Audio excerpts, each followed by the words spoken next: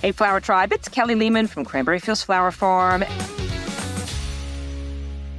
Now I'd like to show you how I plant most of my hydrangeas. So this is a limelight hydrangea that I'm putting in today, and I'm going to use the same technique for my Endless Summer, for Annabelle, for the Incredible Hydrangea. So take a look at the tag that comes with your hydrangea plant. That's always most important because different varieties may have different sun requirements. So I know that limelight hydrangea can take more sun than most other varieties. So it's important to open up your tag and take a look at where it is recommended that you plant your hydrangea. So this one says light exposure. This is sun or part shade. So it's really important that you take a look at that because you want to make sure that your hydrangea is happy with the amount of sunlight that it's getting. And then what I'm going to do is I'm basically going to follow the same instructions that are on this tag. It says to dig a hole that's wider than the pot and just as deep. We already did that. So we have a hole that's wider than the pot because what you want is for those roots to be able to spread out, not have to break through all that really, really heavy dirt.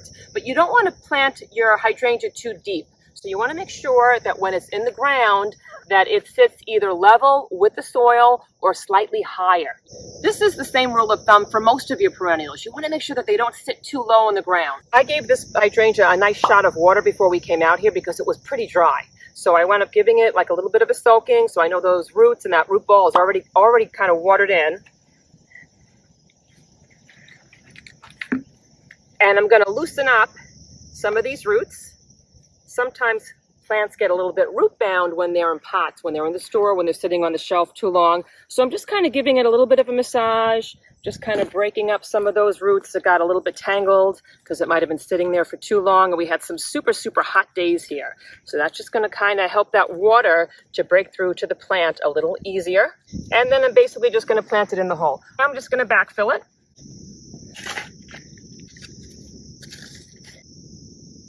So now we're just going to pat it down. Make sure we don't have any air pockets.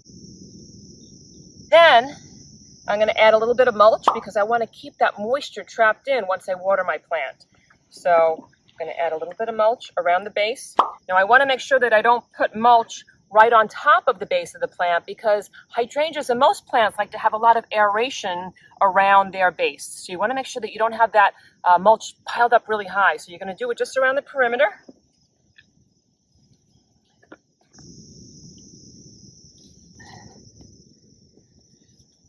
And then I'm going to water it in.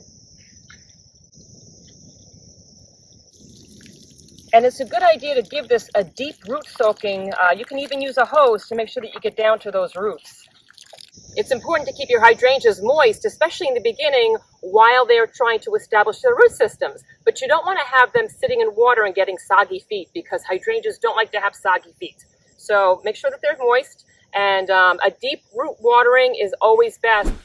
This will encourage your root system to grow stronger. And I hope you enjoyed learning how to plant your hydrangeas. Thank you so much for joining us in this video, and please say hi to us over on my Cranberry Fields Instagram page. You can also find us on TikTok, and I made a whole bunch of podcasts for you. You can find those wherever you listen to your podcast. And please also let me know where you're viewing this from in this great, big, beautiful world. I love to see how our flower tribe is growing around the globe each week. Also check out our Kelly Lehman's Flower Tribe Facebook group because there's thousands of gardeners from all over the world, and they're asking and answering loads of garden questions over there. And know that YouTube has allowed me to have a super thanks button attached to this channel. And if you'd like to buy us a cup of coffee or let us know if you appreciate these videos, that would be terrific. Or you could just give us a like or a comment below. I would appreciate that. And I will see you guys in the next video.